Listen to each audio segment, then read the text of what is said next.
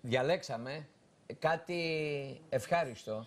Είπαμε ότι μέσα από αυτή την εκπομπή, Νίκο, θα μεταφέρουμε και το χαμόγελό μας, θα μεταφέρουμε και μία νότα αισιοδοξίας, θα καταγράφουμε τα προβλήματα, αλλά να κλείσουμε έτσι ευχάριστα σήμερα την εκπομπή με έναν νέο άνθρωπο. Έχουμε μαζί μας λοιπόν τη Μάντι Παπαδάκη. Καλή σου μέρα, Μάντι. Καλημέρα σας, συγχαρητήρια για την εκπομπή. Νομίζω ότι μια νέα κοπέλα μέσα στην κρίση έδωσε τη δικιά της την απάντηση, αλλά δίνει και το δικό της το μήνυμα σε όλους εμάς. Τι πρέπει να κάνει ο καθένας μας, να ανακαλύψει τα ταλέντα του, τις αρετές του. Για πάμε λοιπόν να δούμε τι έχει κάνει. Μάντι, καταρχήν να το πάρουμε από την αρχή το θέμα. Λόγω της οικονομικής κρίσης σου ανακοίνωσαν μία μέρα την απόλυσή σου. Ακριβώς. Έτσι ξεκίνησαν όλα. Ακριβώς. Η συνέχεια. Η συνέχεια. Εργάστηκα παροδικά στην οικογενειακή επιχείρηση. Το χαρτζηλίκι μου προτίμησα να μην το κάνω καφέδες, βόλτες και τα σχετικά. Απλά να προσπαθήσω να προμηθευτώ κάποια υλικά και να κάνω το χόμπι μου. Το χόμπι μου λοιπόν στη συνέχεια εξελίχθηκε και έχουμε φτάσει σε ένα σημείο όπου σήμερα, ας πούμε, έχω μια δική μου προσωπική συλλογή με χειροποίητα γυναικεία αξεσουάρ σε pin-up style. Τα οποία μας έχεις φέρει και μερικά σήμερα. Ναι, είναι κάποια τα οποία είναι του εμπορίου και ουσιαστικά ολοκληρώνουν το στυλ που είπα πριν, το pin-up. Και είναι και τα υπόλοιπα που έχω φτιάξει εγώ. Τα υφασμάτινα λοιπόν είναι τα δικά μου.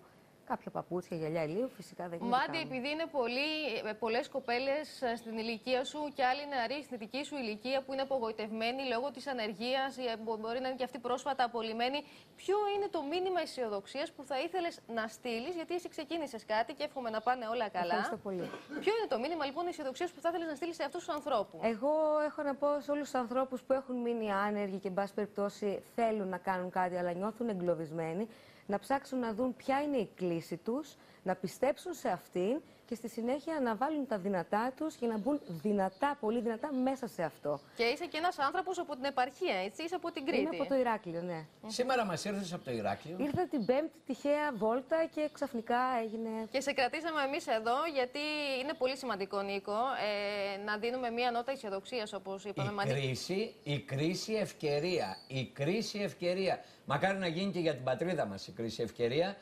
Από την Κρήτη, πάντως, μια κριτικοπούλα, κοιτάξτε τι ωραία. Οι γονείς σου τι σου έλεγαν σε όλη αυτή την προσπάθεια? Όταν είχα ξεκινήσει να φτιάχνω τα πρώτα μου αξεσουάρ, έτσι, με υλικά που ήδη υπήρχαν στο σπίτι, κάτι πλαστικά παπάκια, κάτι κυβάκια Lego και τα σχετικά, έμπαινε η μαμά μου μες στο δωμάτιο και μου έλεγε «Πόσο χρονών είσαι, παιδί μου, πόσο χρονών είσαι?» Από εκεί λοιπόν εμπνεύστηκα και την επωνυμία της φίρμας. Πουλάμε τίποτα. Δεν πουλάμε ακόμα, αλλά ο στόχος είναι αυτός. Μια που υπάρχουν οι γνώσεις, αυτή τη στιγμή καταστρώνω το δικό μου business plan για να δούμε αν αυτό είναι βιώσιμο και στη συνέχεια... Εμείς θα είμαστε εδώ, θα σε φιλοξενήσουμε πάλι, θα δείξουμε όλα αυτά τα κομψοτεχνήματα πραγματικά, αυτά τα έργα τέχνης με τα χέρια της. Και θα ελπίζουμε μέχρι τότε να έχεις ανοίξει και τη δική σου επιχείρηση. Ναι. Κανονικά, έτσι. Μπορώ να δώσω τη σελίδα μου στο Facebook για όποιον θέλει να δει κάποια πράγματα παραπάνω. Βεβαίως. Λοιπόν, η σελίδα μου στο Facebook είναι το www.facebook.com/howoldareyoucrafts, μία λέξη. Το How old are you, το οποίο έμεινε από τη μητέρα που σου έλεγε συνέχεια πόσο χρονών είσαι και ότι κάτι πρέπει να κάνεις στη ζωή σου. Είναι η έμπνευση. Μάλιστα. Ναι. Τι σου λένε άλλοι συνομιλικοί σου, Μάντι, για αυτή την προσπάθεια που έχεις ξεκινήσει? Η αλήθεια είναι ότι αυτό πήρε διαστάσεις. Οι φίλοι, οι συγγενείς και τα σχετικά με στηρίζουν. Είμαι πολύ χαρούμενη γι' αυτό. Νομίζω όμως ότι είναι και πηγή έμπνευσης για κάποιους ανθρώπους αυτό που συμβαίνει αυτή τη στιγμή.